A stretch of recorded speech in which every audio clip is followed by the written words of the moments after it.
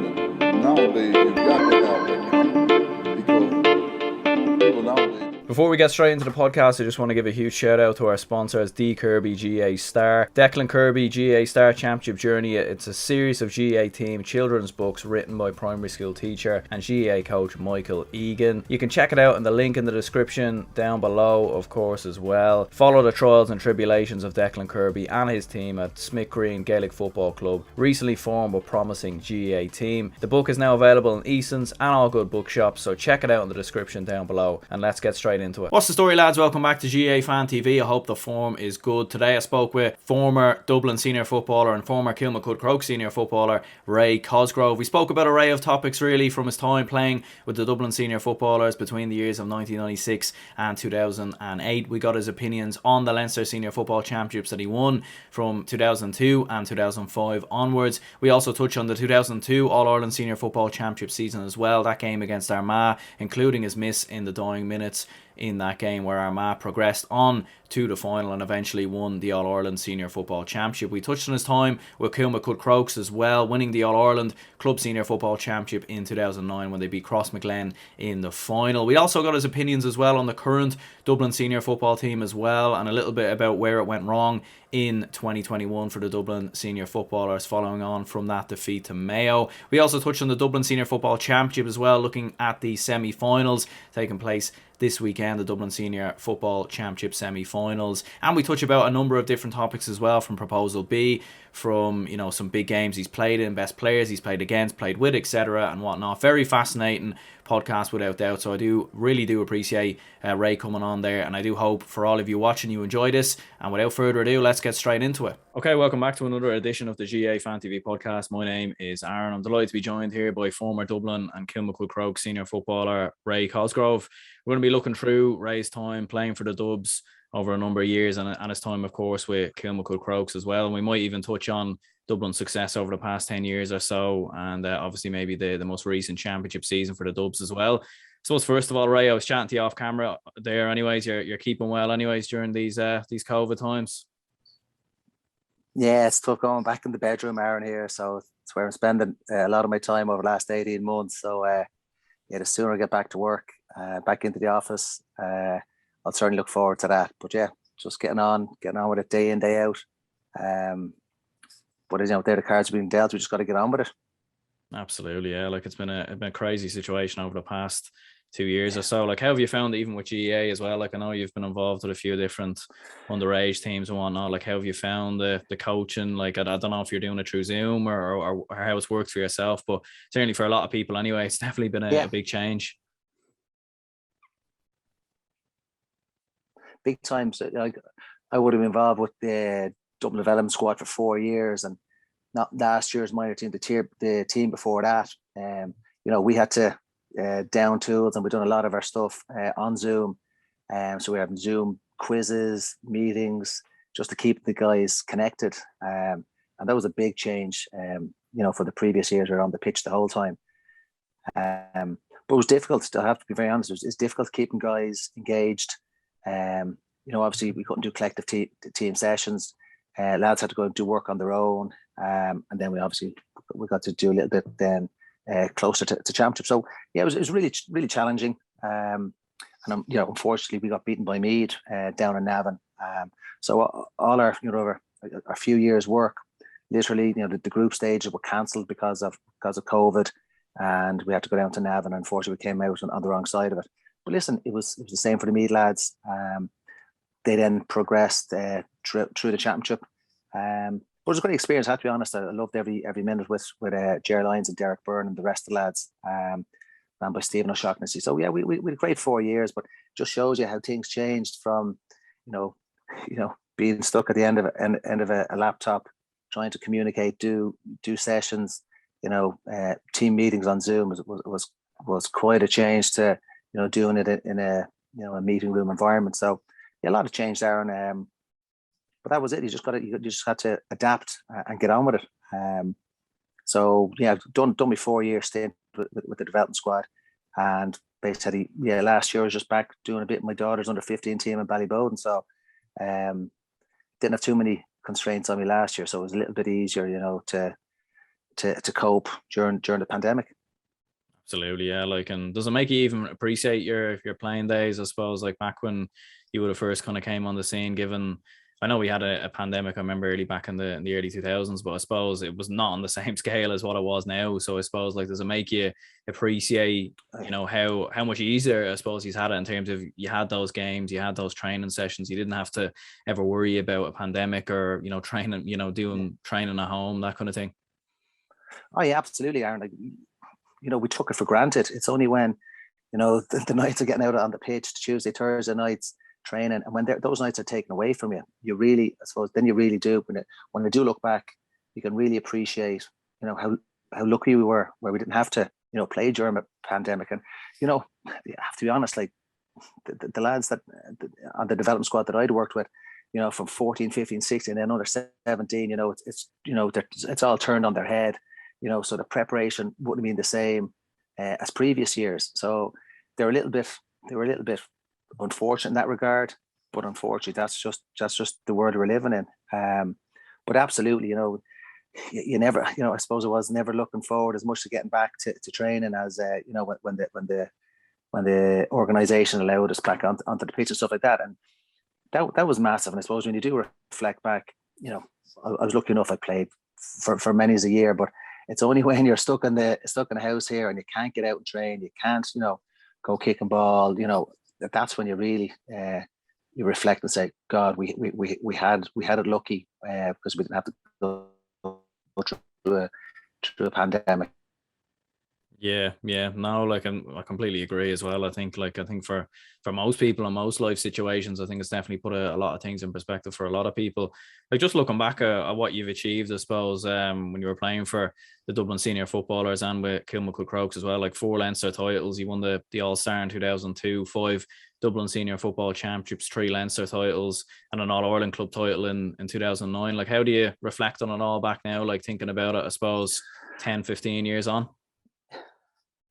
Yeah, I suppose, like, I was in Parnell on at the weekend watching the Bowden and Crokes lads playing.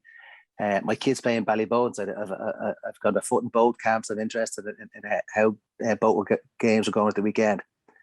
But like, Aaron, when I look back, I've been so lucky, and it's only now that when you have the feet up that you can say you can look back on the career. And I was so fortunate to be involved in a club, Kilmacud, where it was so well run.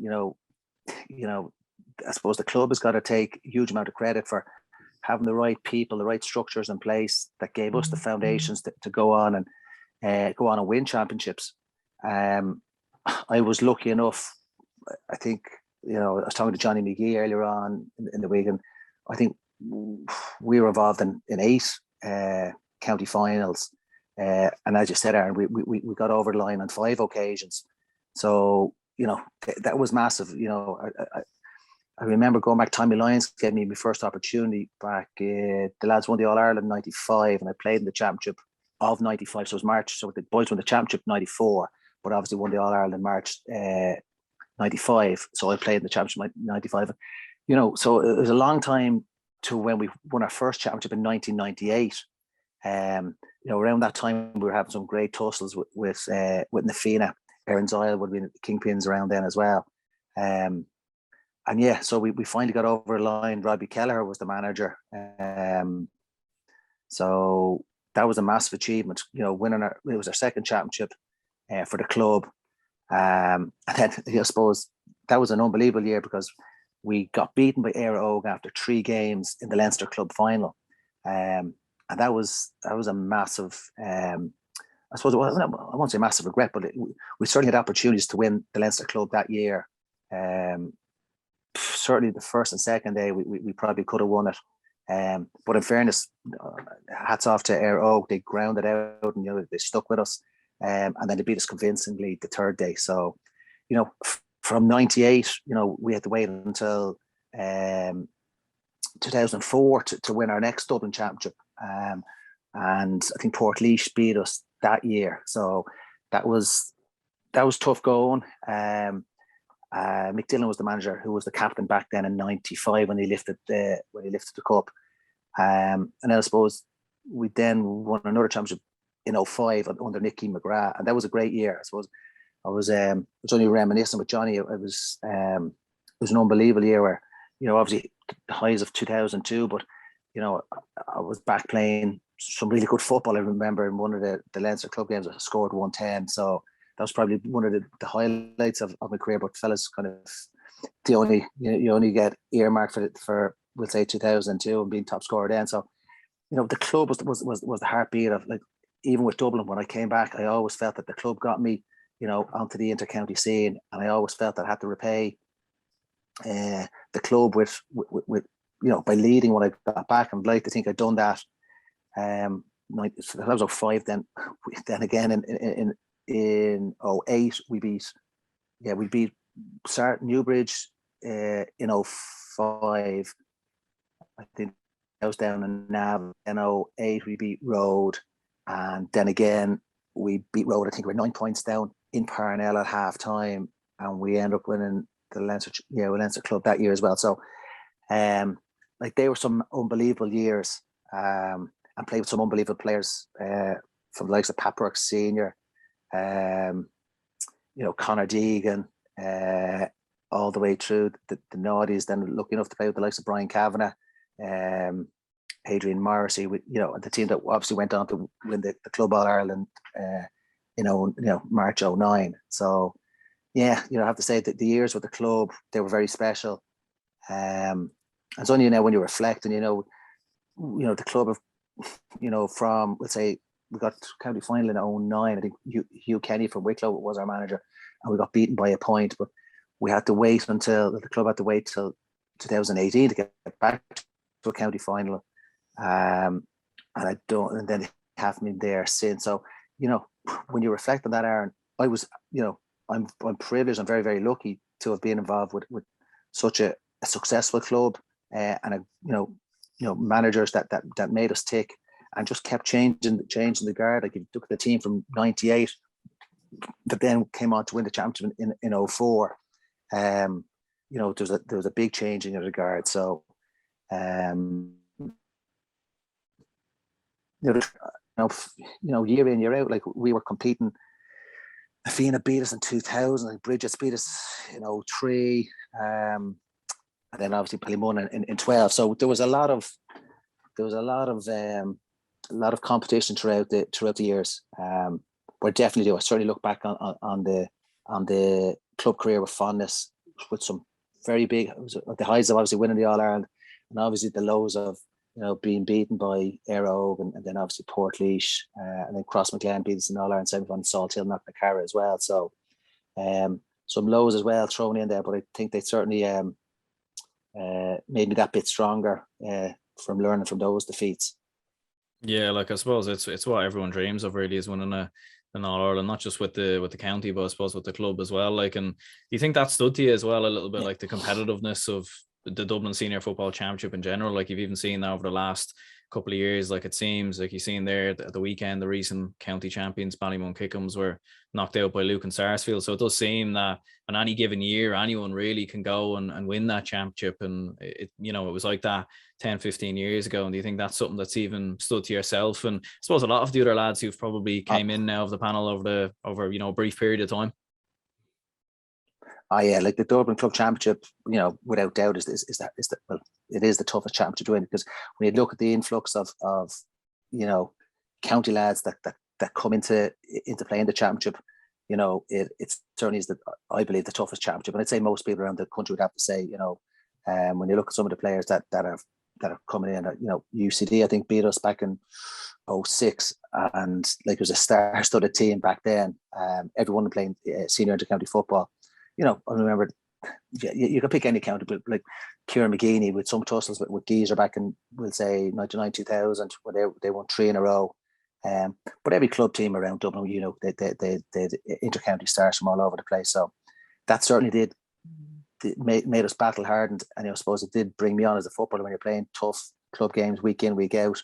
It certainly did stand to me when I was playing in the blue jersey.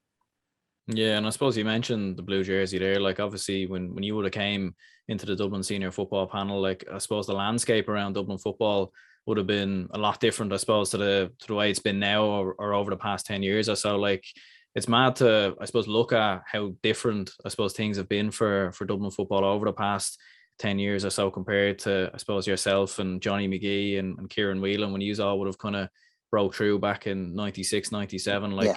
I suppose it's mad to see how things have kind of transitioned since then. Oh yeah, like from whatever 95, 96 on, like winning provincial titles, they were hard earned back then, Aaron. So you know, the guys have a monopoly on it at the moment, but certainly, as you said, the 4 Leinster medals that I have, you know, I cherish them. We had to fight tooth and nail to win them. You know, we're playing in front of, you know, 82,000 full house inside in Crokes back in the day. So Leinster was a much different proposition back then. The landscape was different. The likes of Laois, Westmeath obviously won a Leinster back then. Offaly were very competitive as well, and then Meath and Kildare. So, you know, we grew up in an era when things were much tougher to win, whereas now the lads are just so dominant. You know, unfortunately, that the provincial titles are, you know, they're two a penny for the lads at the moment, and they're not, you know, maybe over the last couple of years they've been challenged a little bit more than what they would have in the past. So yeah, it's obviously with the changes that they organise, the GAA trying to do, know the model is broken and something has got to give.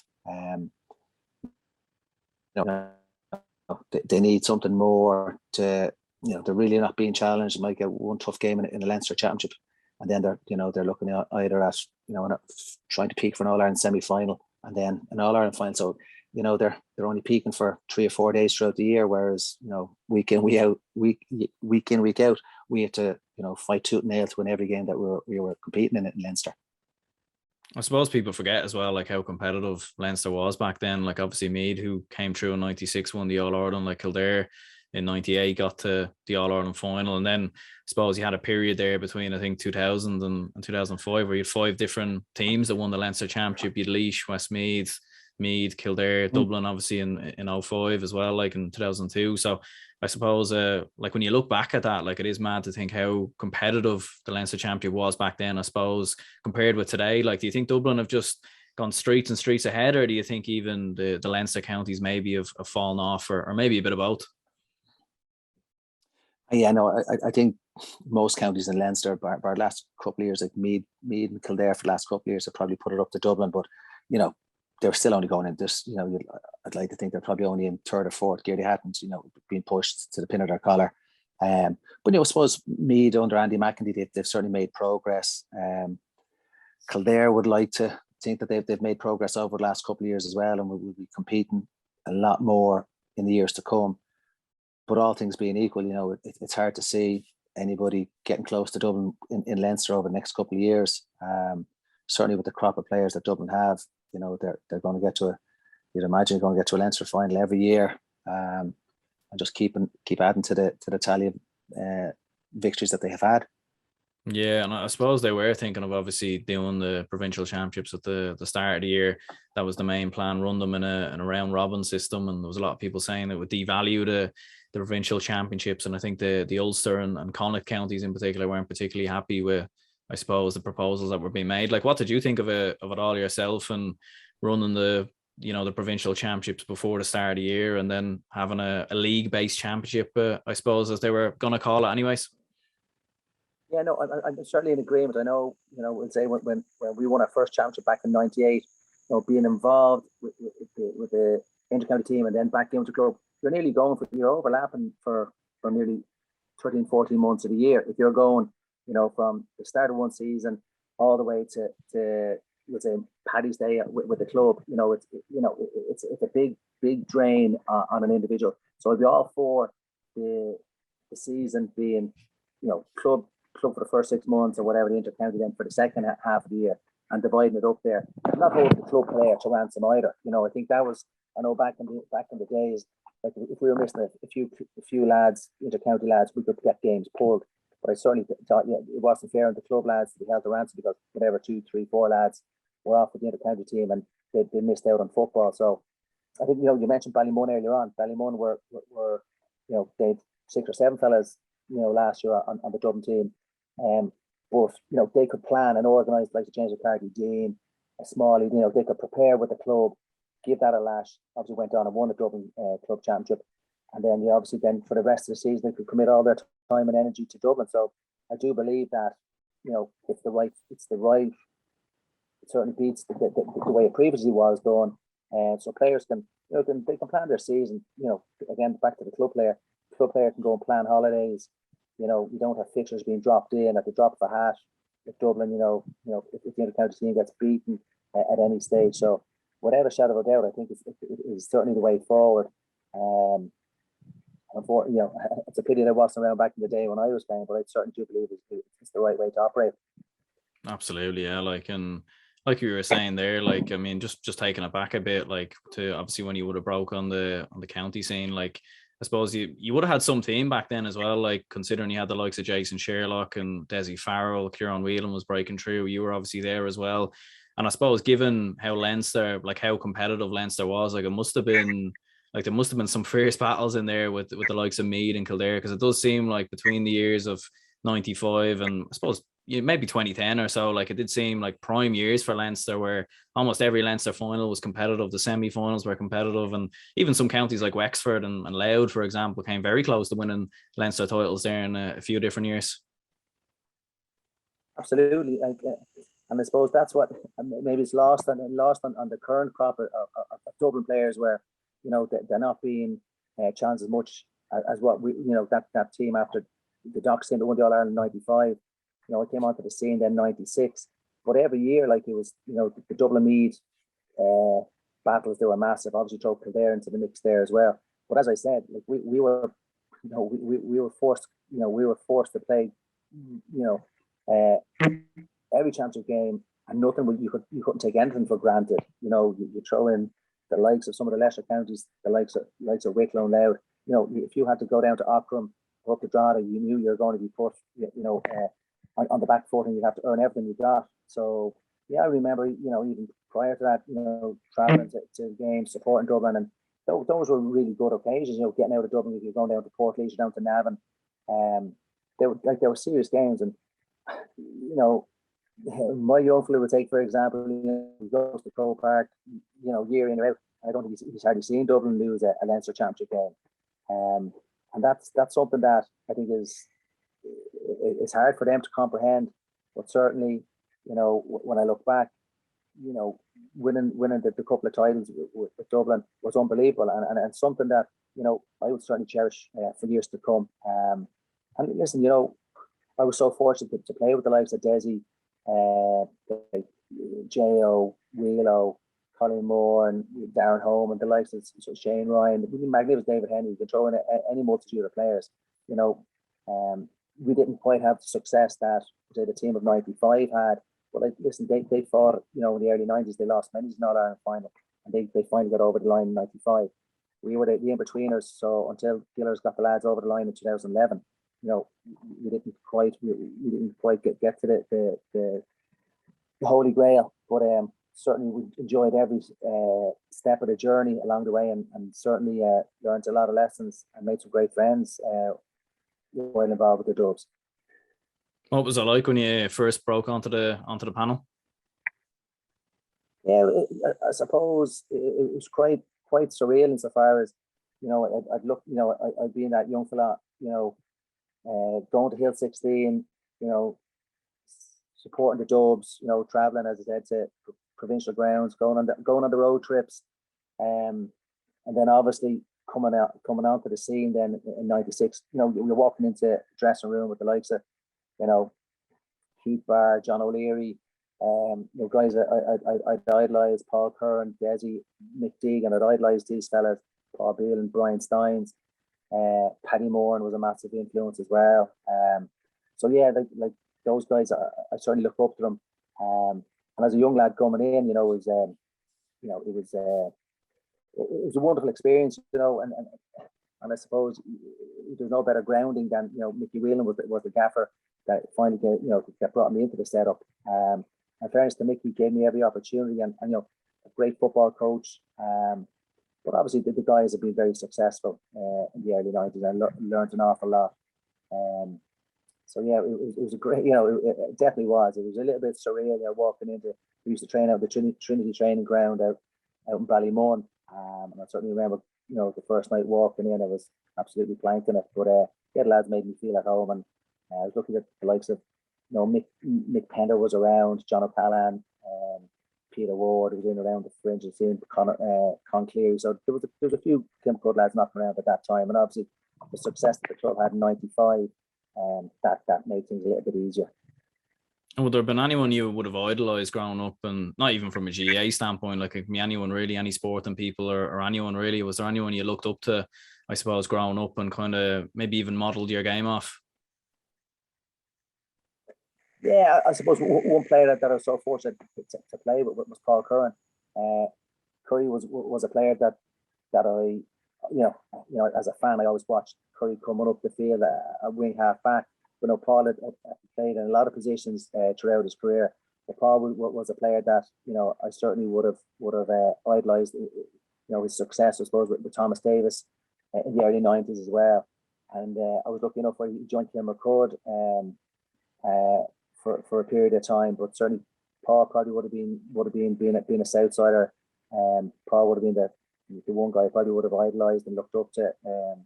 Certainly when Texaco Player of the Year, I think in '95, he was probably the main man that I would have looked up to back in the day. And do you think as well, like it was even, because we were mentioning there as well about how competitive the Dublin Senior Football Championship was, like do you think I suppose it was a lot harder for players to get noticed back then? Because I think nowadays, like with social media and with the fact that, I suppose with the lockdown, like a lot of the games are streamed, like you can watch all the club games on Dublin GA. There's, you can watch club games really from any county, really anywhere. You might have to pay a bit of bob, but you can find them if you want to. So do you think it was a lot harder back then for players to get noticed, I suppose, in the Dublin Club Championship games and then get called up to the Dublin Senior Football panel? I don't know. I think I don't know about that, Aaron. I think if the management team is doing its job properly, there's not too many players, throughout the county that don't get recognised. Obviously with social media and stuff like that, Dubs TV and everything else. Yeah, you can watch, as you said, you can watch every possible game that's being played at the weekend. But I was lucky. I was involved with a good club that we were competitive. We were winning league titles. We were fortunate enough to win a couple of championships in the '90s as well.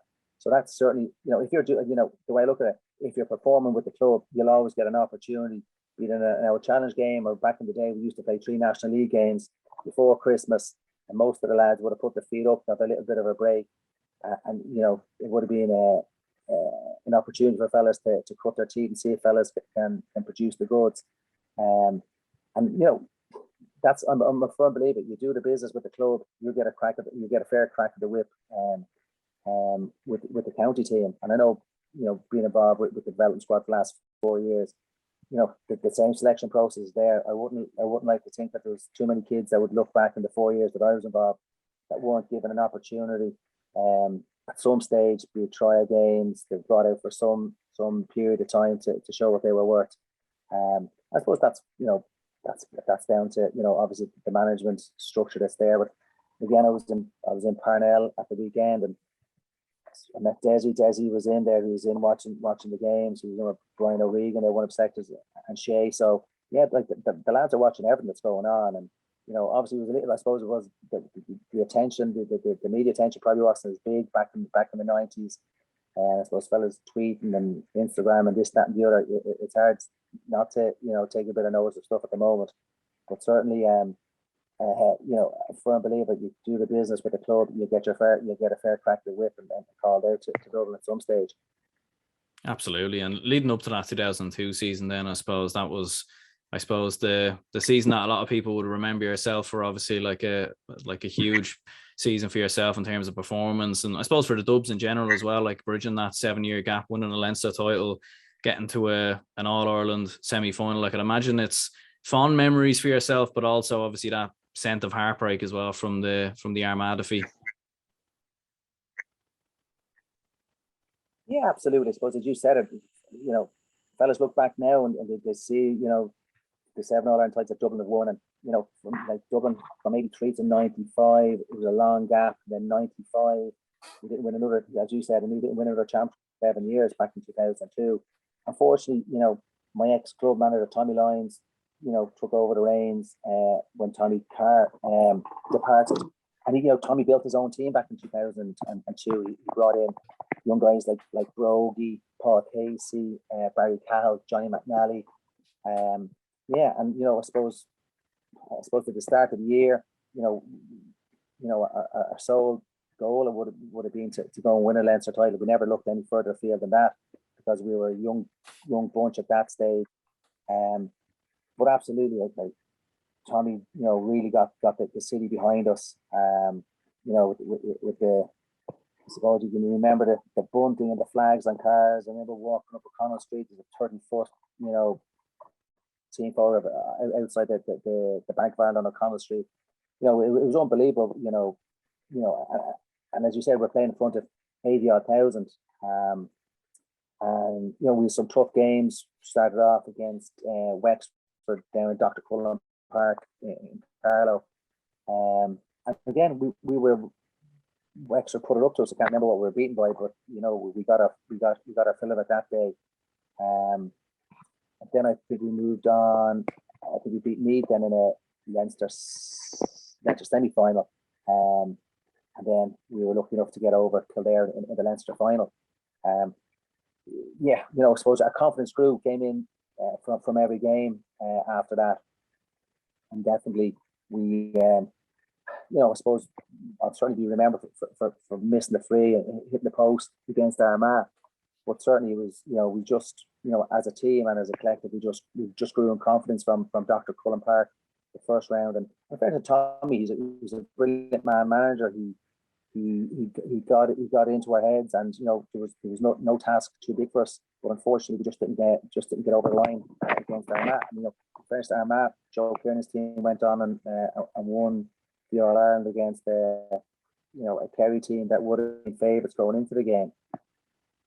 Was there any pressure, do you think, even to end that way, I suppose, for a Leinster title, like given it had been 7 years, and I suppose for Dublin in particular, you think of it nowadays, like considering how dominant Dublin have been, and even looking back in history as well, like there hadn't been too many times there'd been that much of a gap. And I know, as we were saying, the Leinster Championship was fairly competitive, but was that kind of the sole aim, I suppose, to win the Leinster title that year? That's it. Like, again, because we were a completely new team, and like Tommy was building the team, there was no pressure on us whatsoever, because the vast bulk of the guys from '95 had gone. Dessie, Kerner, Jim Gavin was still around, but the lads at that stage, they were kind of, and Jason, they weren't mainstays in the team. The likes of Shane Ryan, Wheelo, Brogy, myself, Barry Cahill, Paddy Christie, Clucko and goal. We were a completely new team, so we were going into every game without any pressure. There was we'd no baggage to carry, so every game that we went out, we just went out, put our best foot forward, played to the game plan, and in fairness, we were fortunate enough to get over the line against Kildare. I forgot. We played Donegal. That's when Tommy got sick. So we obviously played an all-out quarter final against Donegal. We drew the first day, and obviously we went down and beat them in the replay. So sorry for forgetting that game. Those two games, should I say. But certainly, there was no pressure on us, Aaron. I have to be honest. We just went out and played with abandonment. There was no real pressure. Now every time a Dublin team goes out, there's massive pressure. Because they're competing in All Ireland finals year in, year out. That's massive pressure. Back in the day, we just took every game as it came, and done as well as we could. And we were fortunate enough, to win a few titles back then. But unfortunately, we weren't quite good enough to get to a final and compete. I'd imagine Tommy Lyons as well. Like, I'd say he probably, you fond memories of him obviously taking over as the manager, I suppose, with him having been in charge of Kilmacud Crokes previously. Like, I'd imagine it was brilliant to see him in charge, and I suppose probably great memories like working under him. Yeah, but again, Tommy would have known me really, really well. Like, Tommy would have given me my opportunity. I remember playing the Dublin Senior Football semi-final in Croke Park. Tommy gave me I suppose, a run that year. So Tommy would have known me. His brother, Cork, would have managed me at under 15 or under 16, I think it was. So, yeah, Tommy would have known, my caliber, my potential from all the way back, let's say, at under 15 when I got involved with Kilmacud. Yeah, and in fairness to Tommy, he knew the potential that I had. He knew what I was doing with the club. At whatever, from minor 20, under 21s back in the day, and then obviously down to the senior team. And then in fairness to him, he did, when he came in 2002, I'll never forget him picking up the phone and, he put the hand around the shoulder. He said, "Todd, you don't care. I'm going to play you week in, week out." And in fairness, that was the vote of confidence that I really needed. First thing Monday morning, we get a phone call and we'd have an honest, frank discussion about how the game, with the National League game would have went. But he showed massive faith in me, and that was massive. I suppose, he put the hand around the shoulder, and I'd like to think I repaid him in spades by the performances that I put in that summer. Yeah, and do you think that was one of the main reasons then for your form that year, and obviously winning the All-Star as well, obviously coming back into the panel, or even what you said earlier as well, the fact that you didn't really feel any pressure. So maybe for yourself, kind of going through the Leinster Championship and the Donegal game, Armagh as well, I suppose that kind of pressure of weight of expectations that would be on a lot of Dublin footballers for yourself probably wasn't there. Yeah, absolutely. It wasn't I'd obviously been involved in the Leinster final in '99. That didn't work out quite as well as I would like to have, Aaron. I suppose I was 2 years out in the Williams back with the club. So I probably felt back in 2002, I had a little bit to prove. Having won the championship in '98 in Dublin. But I still felt that I hadn't kind of produced the goods at intercounty level. Prior to that, I got a couple of opportunities. Yeah, listen, I've been injured for a couple of years, but certainly 2002, that was the time that I had to stand up and be counted on it. I certainly feel that, the disappointment of '99 certainly made me a stronger character. And I certainly proved a lot of people wrong, I'd like to think, by my performances in 2002. I finished in top scorer in the championship. I remember reading the headline, 0 to hero. But that took years and years of hard work and effort, from breaking onto the scene, in '95 with the club, obviously breaking into the Dublin team '96. It was a long time coming around to get an opportunity to showcase, my ability. But as I said to you, with the club career as well, going for, being involved in whatever 8 different county finals. We were competitive. Kilmacud, we were competitive. I don't know how many semi-finals we were beaten in. So yeah, year in, year out, we were always, thereabouts. And certainly from '02 on, certainly made me, I'd say, a more confident player. And I suppose I carried the weight a bit better than I would have maybe the earlier years. And I'd say coming up against the Armagh team, like you were saying earlier, obviously managed by Joe Kernan that went on to win the All-Ireland, players like Ushie McConville in there and Kieran McGeeney and Dermot Marsden. Some team altogether, and maybe people didn't quite realise it too much back then. I know they had an All-Ireland semi-final a few years previous, but I think some team altogether must have been quite the experience coming up against them. Yeah, and as I said earlier on, Aaron, that Armagh team, they've been on the go for a good few years. They've been competing and winning, Ulster titles, whereas we were in our infancy. As you mentioned the guys like the likes of Francie, the McNultys, Geezer, Andrew McCann, Stevie McDonald, Darren Marsden. They're a fantastic team. They're an unbelievable team, but they were Paul McGrain. They were a much bigger, more physical side than we were back in the day. But we went into that semi-final, again, fellas saying, was it the pressure of the occasion? I thought it certainly wasn't. We were just beaten on the day by a better team, and they obviously proved that by going on and winning the All-Ireland. So, fellas saying, would the occasion get to us too? I certainly don't think so. We were right there, obviously up into injury time when I missed the free, but the break of the ball, if the ball came off the crossbar, landed into Dublin fellas' hands, the ball could have been slotted over the bar, but it just wasn't to be. But certainly, yeah, it was an unbelievable year from where I come from the heartache of 99, the Leinster final 99, to ended up top scorer in the championship it was a surreal year. But certainly it's only one of the many years that I look back on with fondness. There's many of the year, obviously the Ireland club title. I was Leinster club player here in 05, and that was unbelievable. Carrying that accolade was massive. But like again, it's down to the players that I was playing with Aaron over the years, like Johnny McGee, Darren McGee, Paul Griffin, Liam O'Brien, Vaughney, Mark Davern. I was fortunate that I was involved with the club team that are similar to, I won't say on a par with the Dublin team at the moment, but we were year in, year out, we were putting it up to the best of them. And when you're involved with a good club team like that, all you need is a couple of leaders and a good manager to keep you tuned in. And it makes it easier to come back to pre-season training when you're playing at the business end of the season, you're competing and winning titles. But certainly, when I do reflect back now, I was so fortunate to obviously have won the 5 Dublin titles and then to be competing in Leinster club finals. That was a huge achievement as well. When you see, as you said, you look at Vincent's they've been relegated down to the B Championship. Plunkett's gone down as well. Like winning Dublin titles, club titles, a hard come by, and then you go into a minefield when you get into the Leinster Championship. So yeah, there were massively fond occasions that I have. And as I said, the 5 different teams that would have won those championships, there wouldn't have been, there was a lot of change in those teams from 98 all the way through to the team that won in 2010.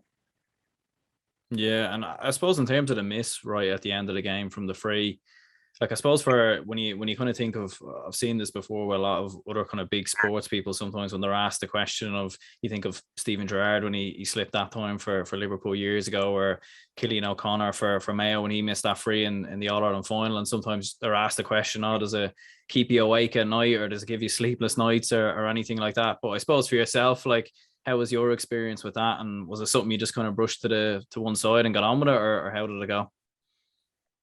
Absolutely no. Listen, I'd be a liar to say, listen, they're not keep me awake for a few nights after the match. Absolutely, certainly did. I was lucky enough. I won man of the match that day, Aaron, and that makes it, it's easy for me to lean on the positives. I kicked 6 points that day. I probably did my best game in a Dublin jersey in that All-Ireland semi-final. So, did it lean hard on me? No, I don't think it did. I obviously learned an awful lot from it. But yeah, listen, I think I came back even stronger. The character, if anything else, to keep coming back year in, year out. So yeah, I have to be honest. I got a bit of stick, obviously, from missing the free. But no, it was water of a duck's back in that regard. The easiest reply gave fellas, and you're the fella missed the point. Still end up top scoring the championship, and as you said, won an Ulster that year. So it was very easy to lean on. I'd be a glass half full merchant. It's very easy to take the positives than frown upon. If I'd only kicked that over the bar, we still only would have drawn the game. So there's no guarantee that we would have went on and won the game anyway. So no, absolutely, it doesn't. To be honest, now I'm 44 years of age, it doesn't even cross my mind. To be perfectly honest. And as you said, Aaron, I've been so lucky to have so many positive memories throughout my career that I certainly don't harbor. And listen, I've lost more big games than I've won, so I don't think of that game in isolation whatsoever. Absolutely. I suppose you don't learn until you have those moments as well. Like, I think it's the same for a lot of club players, same for a lot of county players. Like, when you make mistakes, that's essentially when you learn. And I'm sure for yourself, in the years gone by, like, that was obviously probably something you learned from, not just for your county, but obviously probably for your club as well. Yeah, to be honest, when I look back at the career, Aaron, like the loss in '98 against the Era, that probably sickens my stomach insofar as in the second replay, I'd gone and won a free out around the half forward line. The clock was like, we were in injury time. I got up and I played the ball inside the corner forward position, Cornerback won it, crossed the field, came up and equalised. I look back on that, probably that gives me more sleepless nights than the missed free against Armagh, because my game management was poor that day. I was young, inexperienced. If I just caught the ball, stuck it in the mud, effort on the dirty wet pitch down in O'Connor Park, I think we would have went on and won that Leinster club. But unfortunately, I thought I was doing the right thing, kicking it into space. Paddy O'Donoghue, I think, was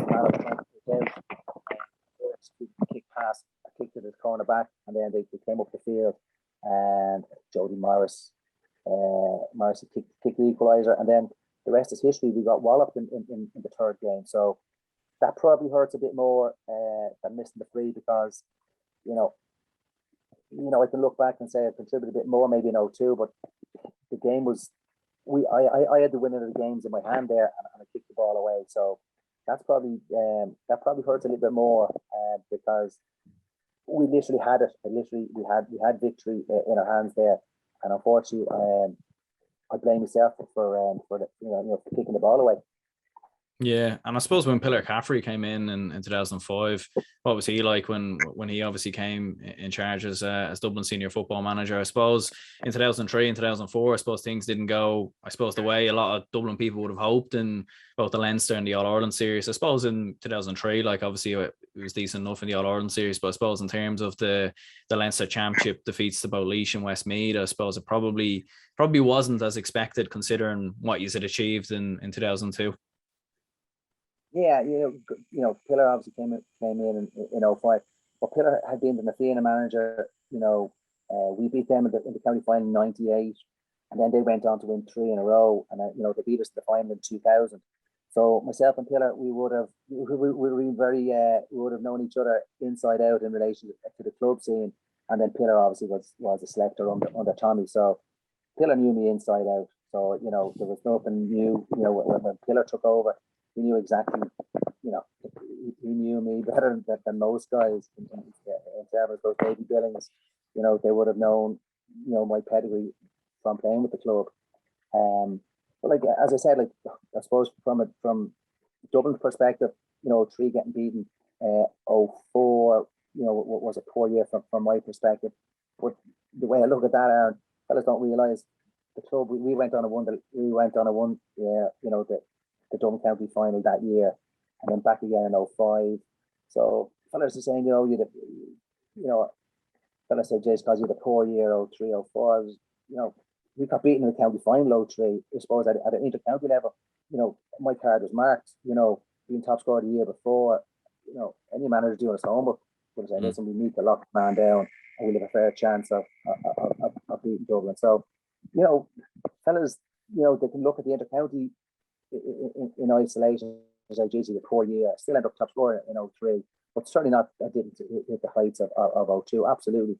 But then fellas don't balance that out with the club was putting. I felt I was putting a huge amount back into the club. We weren't good enough to get over the line against Bridget's, but then again, we came back in 04, 104 and 05. So I suppose from an intercounty perspective, I came back and played reasonably well in 05. I think I scored 1-3 against Laois. We beat off in the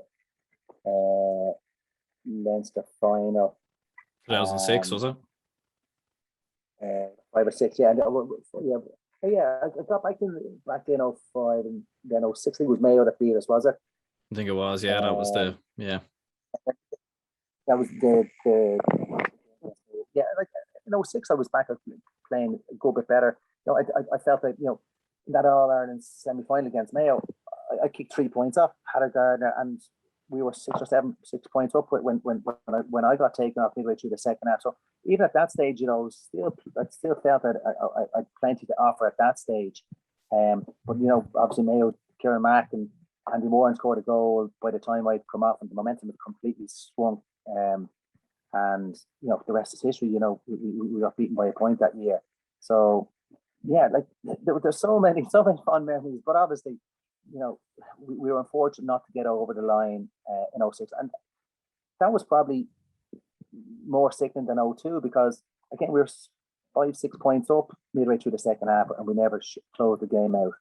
The game against Armagh in 02, it was tick for tat. You know, with the 1.2 point game, up and down. You know, we probably had the game by the scruff of the neck against Mayo and just didn't close it out. So yeah, it's funny when I look back in the career. There's you know, I was supposed to say we blew it in 02, but we certainly made a dog's dinner of it certainly in 06. So yeah, it's funny when you look back. I suppose fellas might have a different point of view from where I'm coming from, but that's my take on it. And I'd say, like, obviously you have family from Mayo, from what I've read anyway. So I'd imagine 2006 made for an interesting conversation at Christmas time. Yeah, like both my parents are from Mayo. My dad's from Kilmacud, and my mother's from Armagh. So, and then, you know, all my aunties and uncles, you know, some of my uncles would have played for Mayo over the years. So it was it was bittersweet in that regard. Like, you know, obviously being beaten, you know, if I'd like to be beaten by one team, it certainly would have been Mayo, but certainly would have preferred to be prepared for an All-Ireland final than getting turned over in a semi-final. But listen, that's just the way it goes. Got to get a good bit of out slag on when I go down west these days. And listen, we've massive fond memories over the years. But obviously the competition with Dublin and Mayo in the last decade has added a bit of spice to that as well. So every time Dublin Mayo games come on, I do look at it with fond memories. You know, looking, you know, from a Dublin perspective, then I get my Avril and my mother then looking to hope Mayo get over the line. Yeah, like, and I suppose as well, like, obviously, like in terms of the 2005, like I've seen before, like Brendan Brogan and a lot of people, Alan Brogan as well, have said like that those kind of years, 05, 06, 07, those were kind of the first steps, I suppose, for the Dubs to eventually, I suppose, get over the line in 2011. Like, would you kind of concede with that as well? Like, when you look at some of the young players, I suppose, were coming through that time period in terms of Brendan Brogan, Alan Brogan, and obviously Stephen Cluxton was very settled in the team back then as well. Yeah, and then don't forget, you know, Dermo was on the scene as well. So that's you know, it gave a lot of those guys an opportunity to get game time of 5 or 6 or 7. But you know, you look at Clucko had to wait over a decade, you know, to win his first All Ireland. You know, and he soldiered a lot hard. He was in a lot of losing dressing rooms before, you know, he got to 2011 when Cully was, and Brian Cullen, you know, Cully was around the scene back then. So, you know, they did, like, that was certainly a grounding, and you know, it gave those fellas, you know, certain opportunities that they may not have had, only for, you know, the likes of Pillar being around that generation. And in fairness, you know, those fellas, they didn't get anything easy. They had to earn everything that they got. And they took a few beats as well over the years. You know, they look like the Kerry game where they got well beaten. It's certainly, you know, Dublin of that era, they did learn an awful lot from the defeats. And then when 2011 came around, when they finally got over the line, I was never so happy for the lads that we just mentioned there, because, you know, they put in so much time, effort, you know, sweat, effort, and toil in the gym, on the pitch. It was absolutely unbelievable for them to get over the line. And when you're seeing the likes of Cluxton and Brogan coming through Dermo, like you mentioned there as well, could you sense that, okay, like there's something building here? Like maybe they might not win an All-Ireland, like you never know. Maybe if Kerry closed that game out in 2011, you just never know how the tables would have turned. But I suppose, could you see that even if they didn't get over the line in 2011, that there was something building there, that surely they were going to be thereabouts over in the coming years? Yeah, as you said, Aaron, like, you know, they were becoming just, you know, they were monopolising Leinster championships, and they were just getting closer and closer to getting over the line. And in fairness, like Brogy, you know, came on the scene 2002, Clucko had been around the year before. So yeah, the likes of Barry Cow, Paul Casey, all these guys that were coming to the fore, you know, Mossy then led from the front, Dermo, Cully, they were, you know, they were an unbelievable bunch of lads that showed great resolve. You mentioned, you know, Burno. You know, Burno probably should have broken into the team a little bit sooner than he did, but, you know, he had to wait bide his time. By the time, you know, he hit the ground running.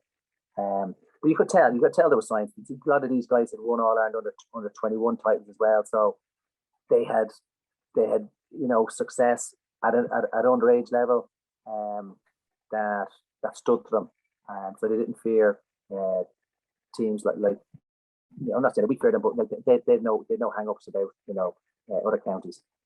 Yeah, because I'd imagine even the Tyrone win as well in 2010 as well probably was a big moment, because it was the first time Dublin had beaten either a Tyrone or a Kerry, I think, going back in a long time. So I suppose since '95, the last time the Dubs would have beaten Tyrone in the All-Ireland Senior Football Championship. So it seemed even the 2010, although they didn't win the All-Ireland that year, that seemed to be, from the Meath defeat, that seemed to kind of be like the turning point. Whatever happened, behind the scenes, I'm not sure, but that definitely seemed to be some sort of turning point anyways in that particular season. Yeah, absolutely. It was Cork that beat Dublin that year, Aaron, wasn't it? Yeah, it was, yeah. That's it, yeah. So they were coming, but it certainly was a monkey off the back. And as you said, the likes of Tyrone and Kerry, we kind of struggle against kind of those counties in the noughties. And I suppose it was a monkey off the back, taking that scalp. But in fairness to Pat Gilroy and his management team, when they came in, they had to change things up. And they learned a huge amount from obviously taking that scalp. But yeah, I think Giller's knew. Giller's a very intelligent guy. He knew the group of players that he had, what potential that was within the group. So it didn't come as any surprise, I'd imagine, to Gillers and the rest of his management team that they certainly had the potential to beat Kerry in that All-Ireland final and finally got over the line.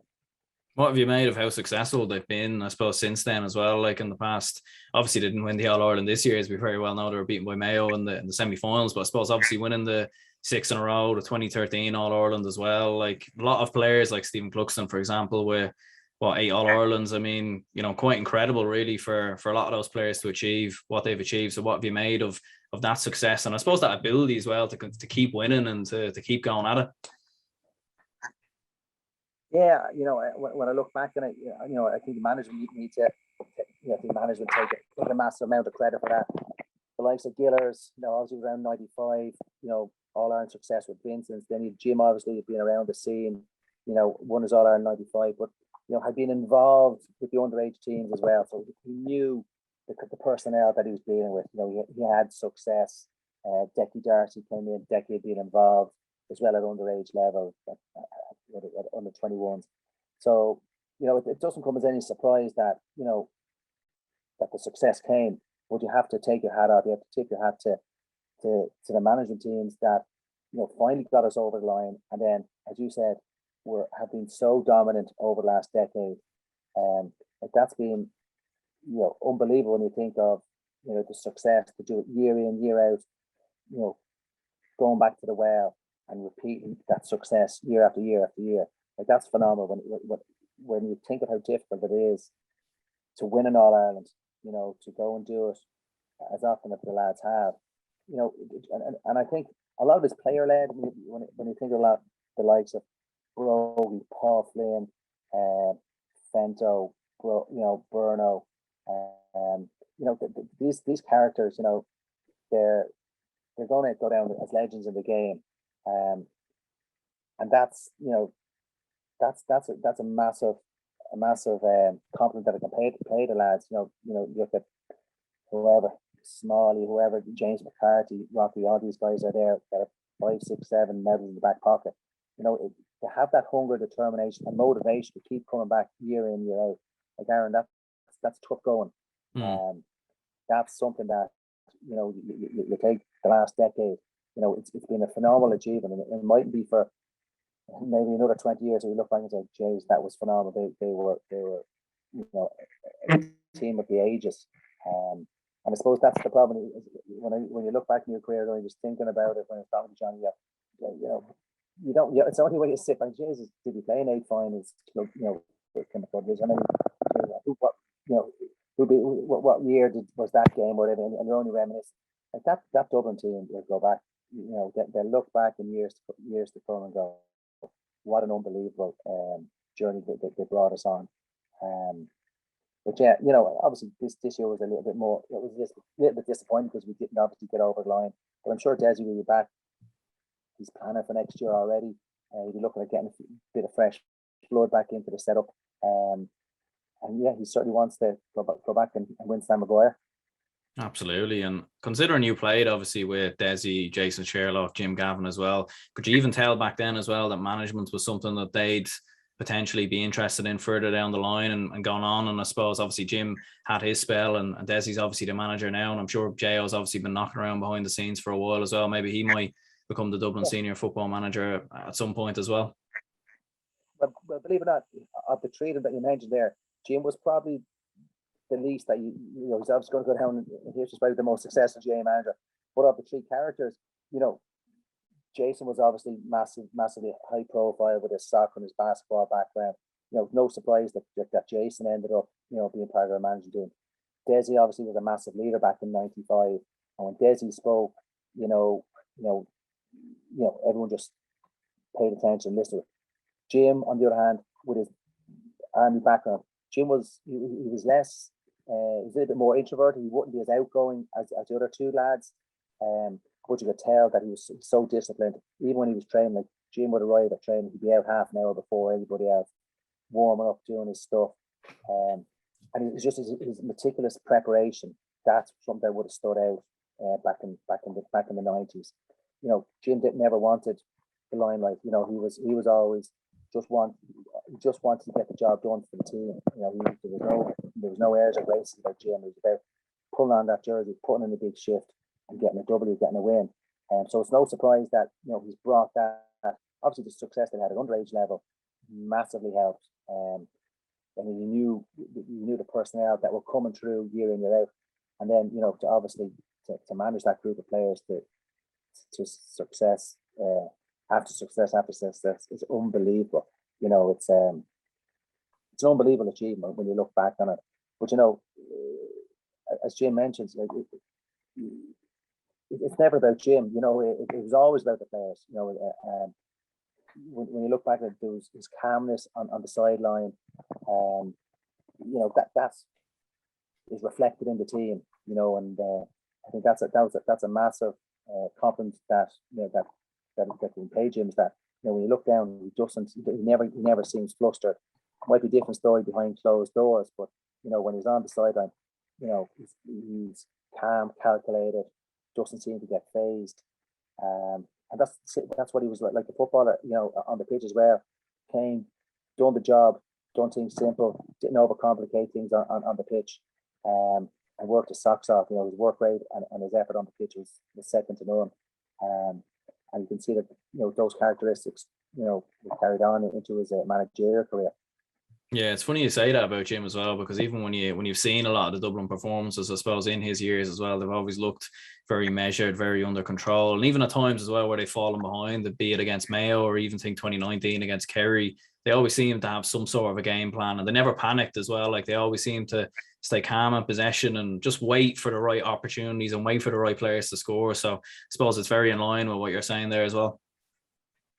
Yeah, I suppose fellas here, sticking to the process.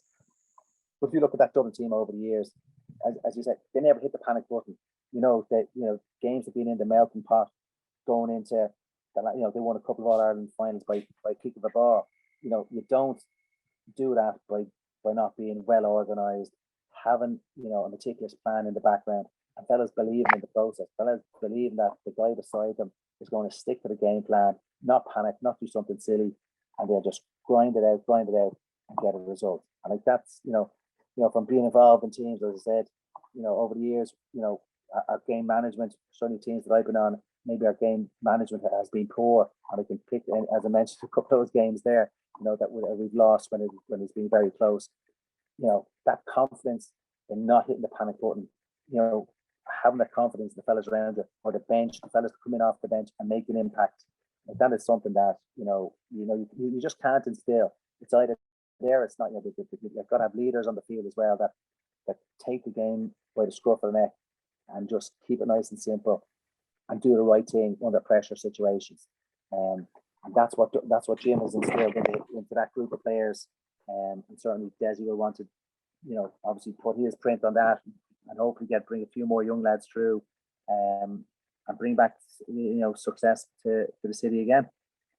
Yeah, absolutely. And in terms of this year, and obviously that defeat to Mayo, like I suppose a lot of people obviously have their own theories, and I suppose in terms of when a big team obviously loses for the first time in a long time, not just in Gaelic football or hurling or in any sport really, like you see with Kerry sometimes, well, when they lose, people kind of point the fingers here or point the fingers there, or it was this reason or it was that reason. Like what do you think it was for the Dubs losing that game against Mayo? Do you think maybe it was just a case of, I suppose, running out of steam? I mean, you can't win the All Ireland every year, I suppose.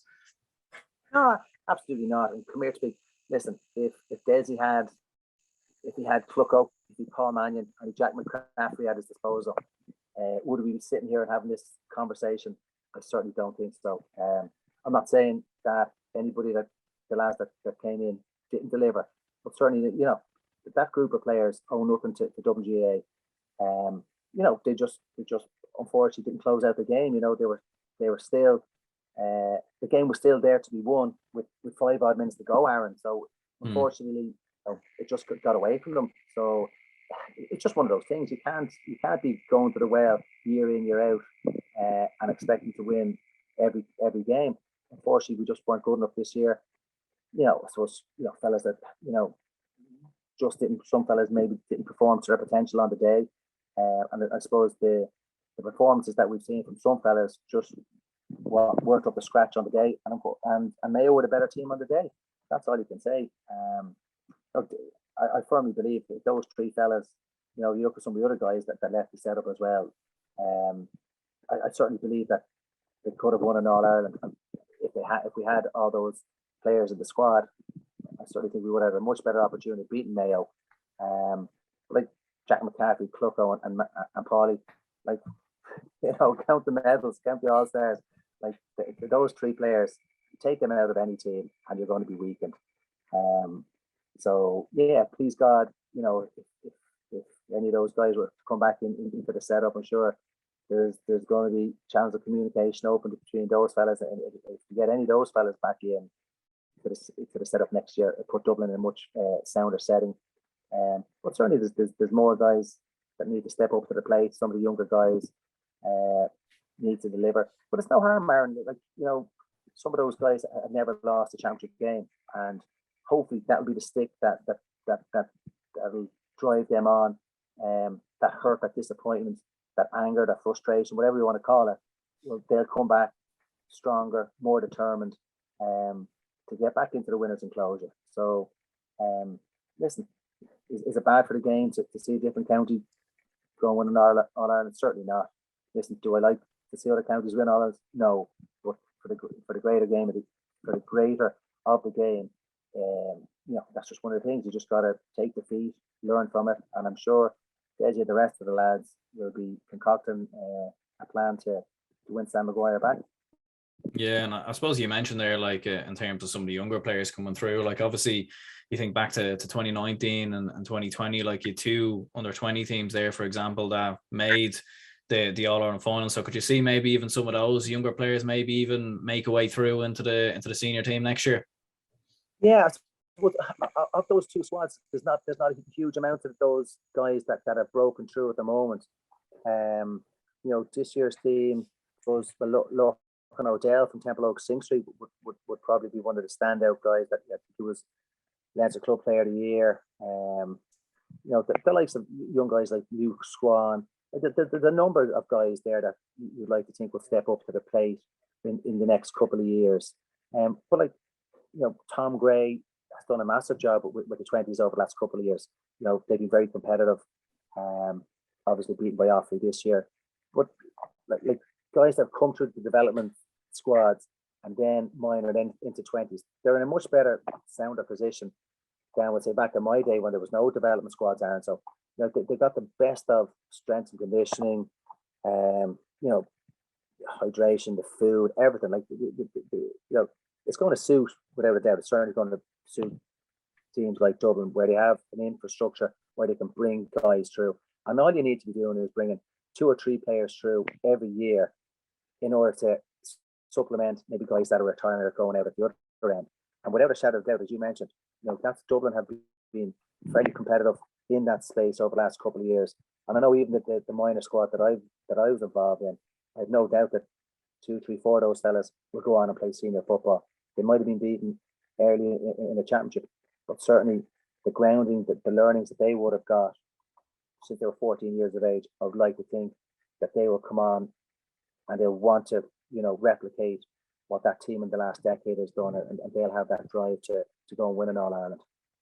Absolutely. And I suppose you mentioned Kilmacud Crokes there, and obviously your time playing for them. Like, I imagine 2009 then was that the highlight of your playing days in terms of Gaelic football and winning that All-Ireland club title. I suppose, given you'd mentioned obviously the setback with Armagh back in the late 90s, so was that kind of a big moment, a big turning point, or a huge crowning moment, I suppose, for yourself? Yeah, absolutely, Aaron. I have to say it was the cherry on the cake.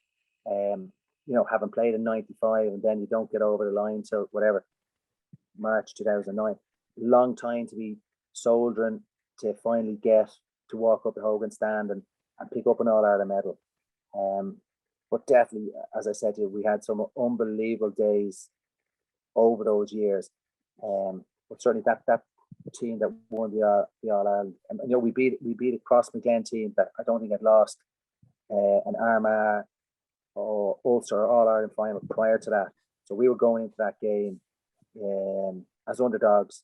And that was a phenomenal team. I think I can't remember them. This stat might be wrong, but I think they'd won 21 or something finals, be it county, Ulster, or All Ireland finals prior to that, and we turned them over. And it was, as you know, Crossmaglen, had so much success at club level. The McNadees, Fancy, O'Sheen, they were an unbelievable team. And definitely, when I do look back, seeing Johnny McGee lift the Andy-Merrigan Cup, that was an unbelievable occasion.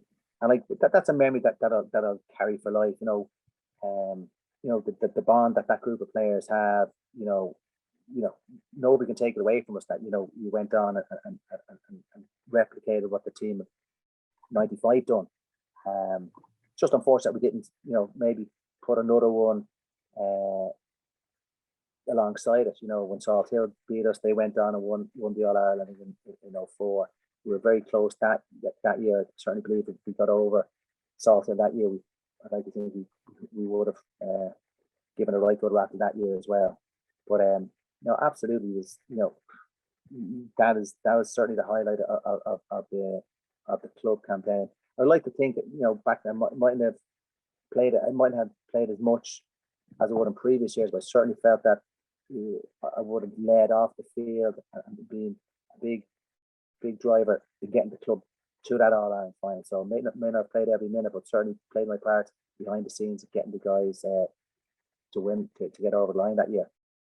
Yeah, absolutely. And I suppose in terms of continuing on the topic of Kilmacud, they're in the county semi-finals in both football and hurling. So I suppose a big possibility for Kilmacud to maybe do the double in Dublin this year. Now the two semi-final draws are definitely probably on paper the hardest draws. Maybe some people could say they could have gotten, like going up against Coola and hurling and Ballyboden in football. How do you see both of them two games going, and in particular the football one as well? Because I suppose a huge game for Kilmacud and Ballyboden, two teams that have been there or thereabouts in the Dublin Senior Football Championship over the last couple of years.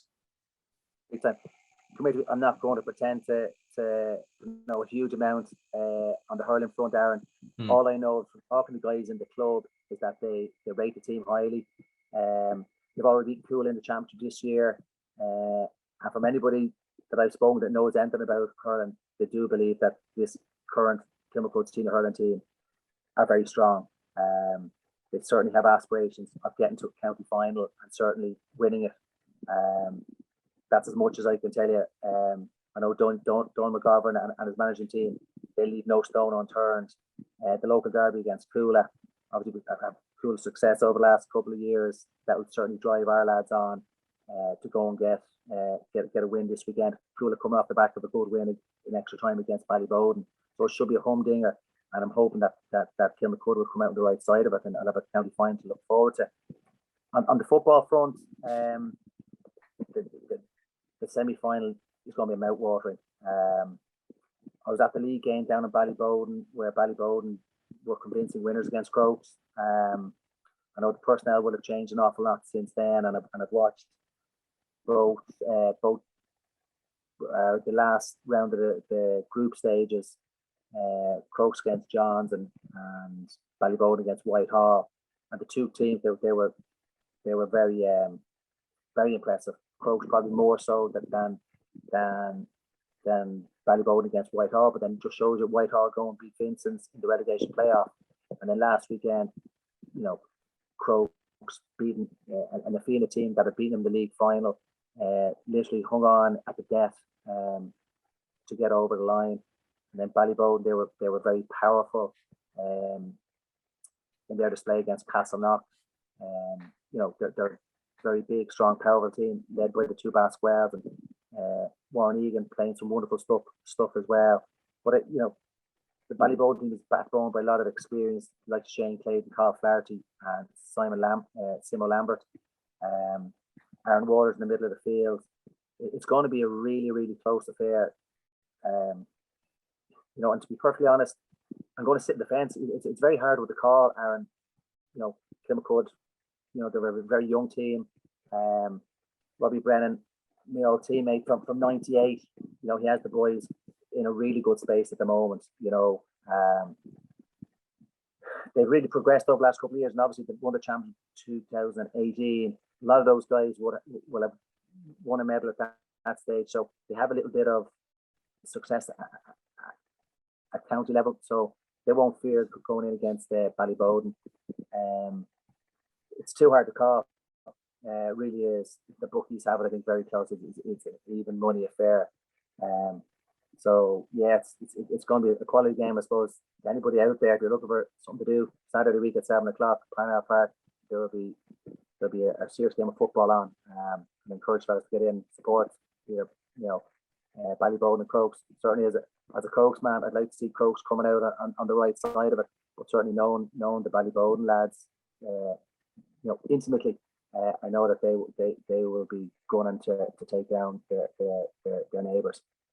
Yeah, and I suppose you mentioned there, like, you can't really call it, and that's kind of how it is in the Dublin Senior Football Championship in general. Like, it seems like what you said with Vincent's and Whitehall, like a lot of people might have looked at that and thought, oh, well, Vincent's have won All Irelands in the past and won multiple county titles, like surely they'll pull through. But we've seen obviously what happened there. And then in terms of Lucan obviously getting past Ballymun there, like last weekend, and they're obviously going up against St. Jude's. Like, a lot of people would probably look at Jude's and probably have them as the slight favourites, but Lucan are the ones who went and beat the county champions. So it does seem that you could probably make a case for any four of them to potentially end up with the county championship right at the end of it.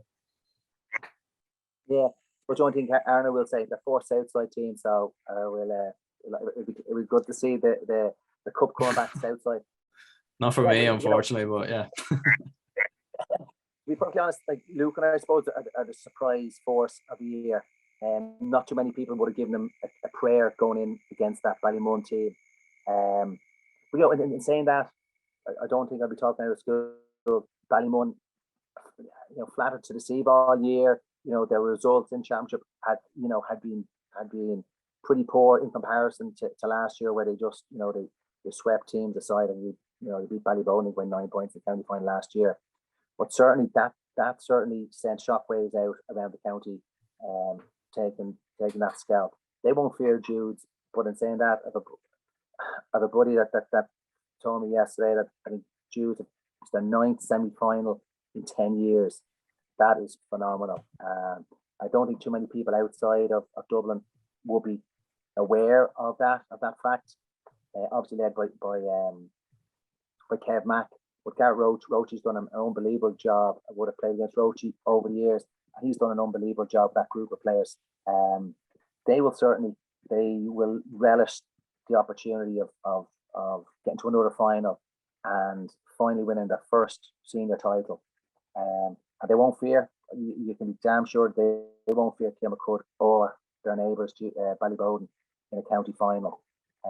So that listen, if you were asking me to call a winner on that one, you have to go for Jude's based on the experience that they've had over the last couple of years, the talent that they've got, but they're really well organised. I watched them a few times during the league as well, and they're a team that's been getting better game after game after game, and it looks as though they're just gradually peaking for the right time. And I think that's probably something that they've learned over the years. It's just to get to a semi-final, get the job done, and then look forward to a county final. Lucan surprise package, I probably don't know as much about them as the other three teams. And they also, Emmett O'Conneal would have been probably their mainstay at midfield, the talisman, and he didn't even play the last day. So Brendan Gallagher kicked 9 points in the last day. So yeah, it's going to be two interesting games. I just think the experience, the bit of guile, the know-how, the doggedness that Judes have, I expect them to shade that semi-final. The other one, too hard to call. You'd have to, sit on the, without sitting on the fence. It's too hard to call. Really, depending on which team shows up on the day. The other game is just a tricky one to call. There'll be no love lost between Bowden and Crokes. You look at the likes of Colin Keeney, Declan O'Mahony. They know that at the twilight of the career, they'd have one last crack at beating Kilmacud. We've had some great battles with the lads over the years. Obviously, Anthony Rainbow finishing up with Bowden this year. He wants to leave on a high, going back to Kildare. And certainly, Ballybowden probably feel they probably left one behind them when they were beaten by Kilmacud there 2 years ago in the All-Ireland semi-final up in Breffni Park. So it's going to be massive one. We know more than Kilmacud that lost to Mullinochta in the Leinster Club final. So Aaron, it's two massive games to look forward to. Hand on heart, I think Judes win the first game. Second one, I just can't get off the fence. I think it's going to be too close to call. Yeah, absolutely. And I suppose you mentioned Judes there, as a North Sider myself, I don't really have any affiliation to any of these clubs. So I'd like to see Judes get over the line. The fact that they haven't done so before, and obviously big Kevin McManaman fan as well, obviously being a big Dublin fan growing up in 2011 and whatnot. So it'd be great to see him and Judes get over the line. I suppose just to finish up, what kind of advice would you give to any young Dublin footballers coming through at the moment, or I suppose any young footballers coming through any county or anything like that in terms of preparation or I suppose in terms of what you've seen anyway from being involved with a number of different development squads? Yeah, I suppose that I look at my own kids there. The one thing I would kind of instill them, be prepared for training. The one thing that really irks me is not being prepared. Having to have your gear ready the night before you go out, have your gear packed, ready to go. Because I go down and take a couple of sessions with fellas in the club, and you see fellas landing. I've done a training session with a group of lads last night. It was teeming rain. The amount of fellas that didn't have gloves. Small things like that, Aaron. Be prepared. Most fellas know what night of the week that they're training, and you don't have the simple things of being prepared, having gloves in your bag. I suppose the pandemic has taught me that gave people the opportunity to hone their skills. That's the one core thing that I'd like to teach guys, that you've got to be able to kick off left and right. You've got to be able to hand pass off left and right. And there's no excuse with all the free time that kids have, to get out to practice with their left and their right. If you want to, play intercounty football in this day and age, you've got to be able to kick off left and right. You've got to be able to, use your left and your right hand. So honing in on the basic skills of the game is paramount. I suppose that's the one thing. Any bit of advice to give kids, you can't be one-sided. If you want to, be able, you look at all the Dublin players come on, they put hours upon hours of time into improving their skill set. If they can turn off left and right, if they're boxed into a corner, they can kick out on their less dominant foot. That's the one thing, that, it's something certainly did help my career. I was fortunate enough that I practiced using that. I could kick off left and right, and it certainly will put you in a more favourable position. If a defender turns you onto your less dominant side, but if you can still stick it off your left peg, it gives them something to think about. Whereas, any good defender, he'll have his homework done on an attacker as well. He's all right-sided. You want to keep him on his left. So I suppose that's a little bit of advice to give the fellas. Get out, practice the basic skills, soloing left and right, kicking left and right, and hand passing off both left hand and right hand.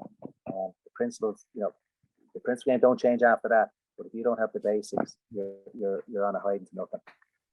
Perfect, right. Well, look, listen, I appreciate your time anyway, and appreciate you jumping on to discuss obviously your time with the Dubs and Kilmacud Crokes, and I suppose best of luck with whatever comes next for yourself. Brilliant, Aaron. Really appreciate the chat. Take care.